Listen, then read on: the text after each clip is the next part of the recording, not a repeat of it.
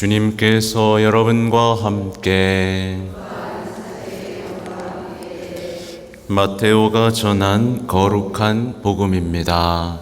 주님 영광 받으소서. 그때 예수님께서 이렇게 말씀하셨다. 아버지, 하늘과 땅의 주님, 지혜롭다는 자들과 슬기롭다는 자들에게는 이것을 감추시고 철부지들에게는 드러내 보이시니 아버지께 감사드립니다. 그렇습니다, 아버지. 아버지의 선하신 뜻이 이렇게 이루어졌습니다. 나의 아버지께서는 모든 것을 나에게 넘겨주셨다. 그래서 아버지 외에는 아무도 아들을 알지 못한다. 또 아들 외에는, 그리고 그가 아버지를 드러내 보여주려는 사람 외에는 아무도 아버지를 알지 못한다. 고생하며 무거운 짐을 진 너희는 모두 나에게 오너라. 내가 너희에게 안식을 주겠다. 나는 마음이 온유하고 겸손하니 내 멍에를 메고 나에게 배워라. 그러면 너희가 안식을 얻을 것이다. 정녕 내 멍에는 편하고 내 짐은 가볍다. 주님의 말씀입니다.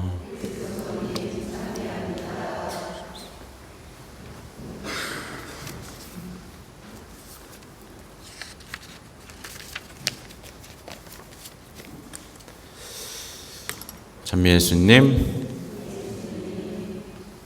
손 한번 흔들어 볼까요? 안녕하세요. 네, 안 흔드는 사람 있나? 네. 오늘도 써놓은 게 있는데 좀 다른 얘기를 먼저 좀 하고 싶습니다. 아까 질문 드린 대로 여러분 고생 많죠? 말이 없습니까? 무거운 짐도 많지 않아요? 네. 사실은 많은 그리스도인들이 성당을 찾는 이유는 마음의 평화 때문에 성당에 오곤 해요. 그래서 실제로 성당에 있는 동안은 뭔가 안식을 받는 듯한 느낌을 받는 분도 여럿이 있습니다. 근데 성당 문을 열자마자 어때요? 그거 갑니까? 안 갑니까? 다 답이 없습니까? 보통 사라져요. 네. 그리고 전쟁 같은 삶을 살아버립니다. 근데 그게 예수님께서 주신 안식이 맞았을까요? 아니었겠죠. 예수님의 안식은 성전을 나갔다고 사라지지 않아요. 더 강하게, 더 살아갈 용기를 주는 진짜 안식은 성전 문을 열면 더 강하게 그를 보호하고 방패가 되어주고, 그죠?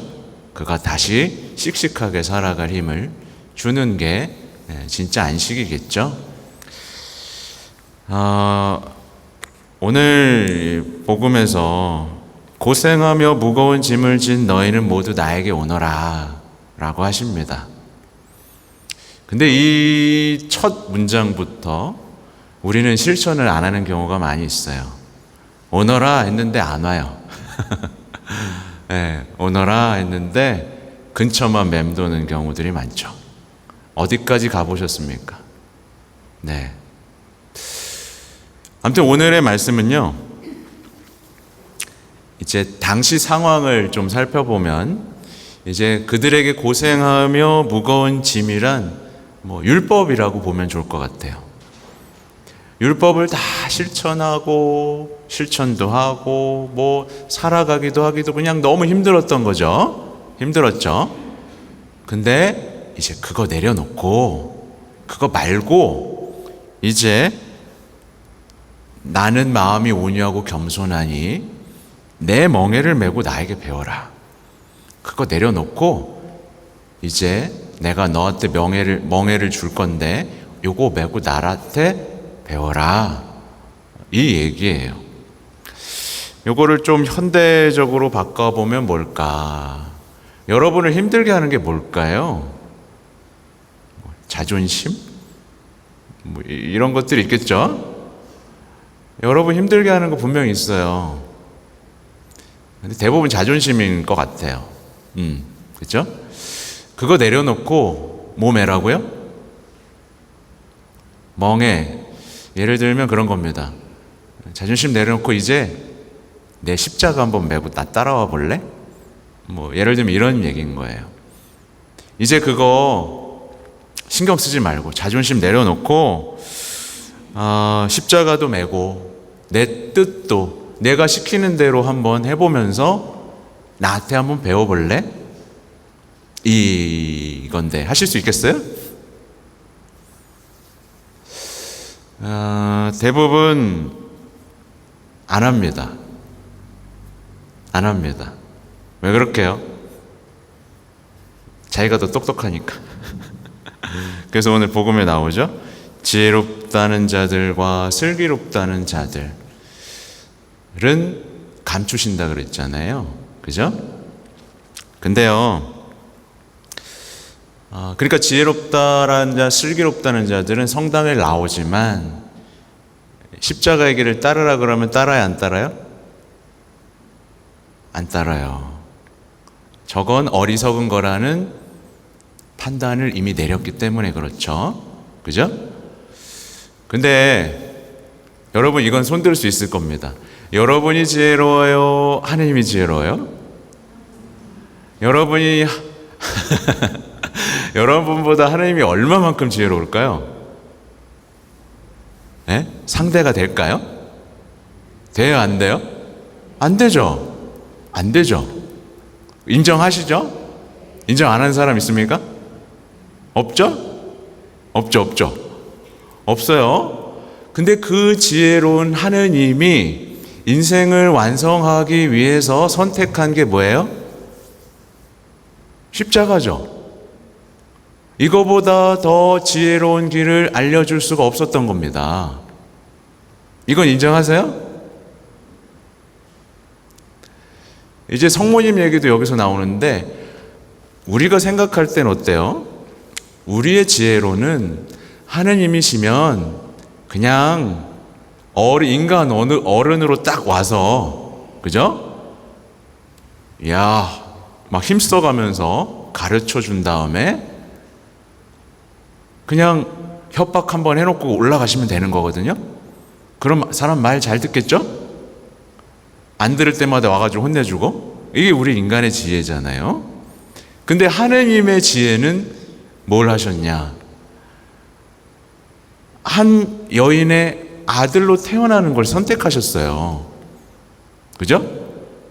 성모님에게 속한 30년을 사는 걸 선택하셨고, 그리고 3년 동안 온유하고 겸손하게 자비롭고 사랑하면서 사는 삶을 선택하셨고, 마지막은 십자가에서 정말 굴욕적인 죽음을 사는 걸 선택하셨어요. 하늘의 지혜가 우리에게 보여주신 인간의 삶이 가장 아름답게 완성되는 것을 보여주신 겁니다. 근데 우리는 고집을 부리면서 어떻게 해요? 내가 더 똑똑하다라고 생각하면서 에이, 예수님 용서만 하면 안 돼요. 가난하게 살면 안 돼요. 단죄도 해야 되고 힘도 키워야 되고 고집을 부리면서 예수의 말씀대로는 하나도 안 살려고 뻗디끼고 있는 겁니다. 당연히 안식이 올까요, 안 올까요? 안 오죠. 그죠? 오늘 제가 하고 싶은 얘기는 다 한 것 같아요. 그러니까 그냥 그것만 생각하시면 여러분보다 하나님이 지혜롭다. 그리고 바로 그 지혜가 복음에서 우리가 어떻게 살아가야 할지를 다 알려주고 있다. 근데 우리는 그것에 꿈쩍도 안 하고 영감도 못 받은 채 뭘 따라 살죠? 유튜브 켜서 인문학 강의 듣고 스님 얘기 듣고 자연 종교 얘기 들으면서 내 인생의 해답을 찾아가고 있는 거예요. 그러니까 예수님이 주시는 안식과는 평생 가까워지지 못한 채 신앙을 시시한 거라고 생각하면서 신앙의 신비에는 한 번도 못 들어간 채 살고 있지는 않나 돌아봐야 됩니다. 그래서 써놓은 게 좀 있으니까 써놓은 얘기의 핵심은 뭐였냐면 이겁니다. 예수님을 만난 사람들, 예수님을 따랐던 사람들은 다 삶을 회복했다는 얘기를 드리고 싶은 거예요. 실제로 예수님 시대에 예수님 만난 사람들 어떻게 됐습니까? 병에선 나았죠, 그죠? 깨끗해졌고 용서받았고 평화도 얻었고요. 울던 사람들은 눈물도 멈췄고 불구자였던 사람들은 일어났습니다. 맞죠? 그리고 심지어 죽었던 사람도 되살아났어요. 예수님은 만난 거의 모든 사람들을 삶을 완전히 회복시켜 주셨습니다. 그죠? 완전히 회복시켜 주셨고 그 사람들은 예수님께 감동했고 온 삶을 바쳐서 따르기로 결정했어요. 그러면서 예수님을 우리가 기다려온 메시아다라고 생각하고 왕으로 모셨습니다. 그죠? 근데 예수님이 오셨을 때 하나도 못 받아간 사람들이 있었습니다. 누구였어요? 바리사이 율법학자들은 예수님을 눈앞에서 만났는데도 아무것도 얻지 못했어요. 그 이유는 단순했어요. 왜냐하면 예수님은 자신들이 그리던 왕이 아니었기 때문에 그런 거예요. 자신들이 그리던 왕은 강력한 힘을 가지고, 예를 들면 이스라엘만 보면 이 주변 국가들 쳐부수고, 그죠? 이 민족들의 영광을 회복해주는 강력한 왕이어야 되는 거거든요. 근데 딱 나타났는데 어때요? 너무 겸손해. 너무 온유해. 다 용서해줘. 심지어 죄인들까지 끌어안아요. 그러니까 예수님을 왕으로 인정할 수가 없었던 겁니다. 그러면 여기서 질문 하나가 들어갈 수 있죠. 여러분은 예수님을 메시아로 만났어요? 내 삶을 바꿔줄?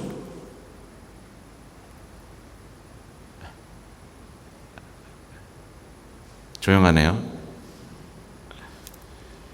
예수님이 왕이라고 이제 인정 안 하게 되면요, 이제 바리사이 율법학자랑 똑같은 길을 걷게 됩니다. 바리사이 율법학자들은 예수님을 받아들이지 않았고 서서히 의심하기 시작했어요. 내 거 뺏으러 왔구나. 내가 누리던 삶 다 뺏어가려고 왔구나. 그죠? 경쟁자로 여기면서 예수님을 배척하기 시작했어요. 근데 현대인들도 그렇죠. 현대인들도 나의 왕, 나의 주님, 멋쟁이, 주님 때문에 내 인생이 바뀌었어요 라고 말하지 못하는 사람들은 대부분 예수님께 투덜거립니다. 예수님, 이것도 내놔야 돼요? 이것도 버려야 돼요? 이것도 하라고요? 저것도 하라고요? 왜 이렇게 힘들게 해요? 살기도 힘들어 죽겠는데. 이러면서 빼앗는 분으로 만나게 되는 거죠. 그러면서 이제 예수님을 가르치려고 들었죠. 가르치려고 들고 자기 편으로 만들려고 했죠. 그러다가 안 되니까 어떻게 했어요? 죽여버렸습니다. 오늘날에도 자꾸 시키니까 내 편으로 만들려고 하다가 내 편 안 들어주니까 냉담하는 거죠. 죽여버리는 겁니다, 그냥. 이런 일이 오늘날에도 벌어지고 있는 거예요. 그래서 오늘 일독서 보면 그분은 겸손하시어 어린 나귀를 타고 오신다. 너의 임금님이 오신다. 이 얘기가 나오고, 오늘 복음에도 나는 마음이 온유하고 겸손하니, 왕이란 뜻이죠. 나는 온유하고 겸손한 왕이다. 내가 주는 멍에를 메고 나에게 배우면 너는 천상의 지혜를 깨닫게 될 것이고 모든 삶의 어려움들을 가볍게 느끼며 나와 함께 내가 누렸던 행복과 기쁨 속에 살게 될 것이다. 이 얘기입니다. 아무튼 그래서 오늘날에도 이 철부지와 같은 신앙을 사는 사람들은 예수님한테 완전 매료됩니다. 이런 것까지 챙겨주신다고? 이런 것까지 해결해 주신다고? 네, 그래서 주님이 없으면 못 사는 신앙의 상태를 갖게 되죠. 그러면 오늘날 성당에 오긴 하지만 지혜롭고 슬기롭다고 생각하는 사람들은 어떤 태도를 지닐까요? 어떤 태도를 지니냐면 성당에 오긴 와요. 근데 너무 열심히 하면 안 된다는 생각을 갖고 있어요. 이게 무슨 뜻인지 아시겠어요? 너무 열심히 하면 광신도가 된다라는 생각을 갖고 있어요. 그러니까 어리석은 현실 감각 없는 사람이 될 수도 있으니까 남자분들이 이런 얘기를 자주 하죠. 배우자들한테 너무 열심히 하지 마, 이런 얘기를 하죠. 그러니까 적당히 내가 갖고 있는 지혜로움을 가지고 살되 힘들 때 위로받는 정도로만 써. 딱 요 정도의 신앙인 겁니다. 그래서 결국에 오늘날의 신앙이 어떻게 돼버렸냐면 신앙을 막 누려야 되는데 그냥 열심히 살다가 힘들면 성당에 와서 위로받는 거예요. 그냥 현실에 도피천 거죠. 그냥 자신의 평화와 행복, 심리적인 어떤 위로를 해줄 하나의 내 인생의 보조수단으로서의 신앙을 살아갑니다. 그래서 요즘에 신앙에서 유행하는 게 뭐예요? 영성심리 이런 거죠. 사람들이 복음 얘기하면 자꾸 도망가니까 복음 얘기하고 우리 복음을 실천합시다 하면 다 도망가니까 위로해주는 수단으로서 하나의 심리나 여러 가지 장치들을 갖고 오기 시작했어요. 그러니까 심리, 치유 여러 가지죠. 근데 사실은요, 예수님 만나면 이런 단어가 필요할까요? 안 필요할까요? 예수님 만나면 위로, 치유를 따로 찾을 필요가 있을까요? 다 회복시켜 주시는데 결국에 겉돌고 있다는 얘기입니다. 그죠?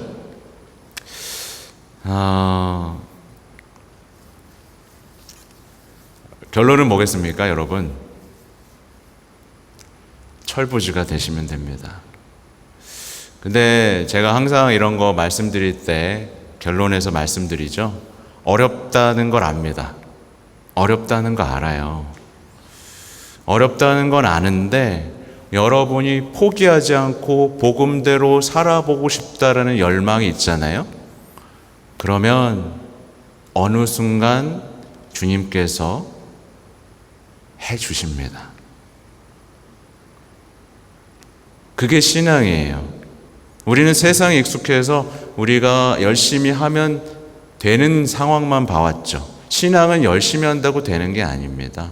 그분이 허락하셔야 되는 거고 내가 마음을 열어야 그분이 해주실 수 있는 거거든요.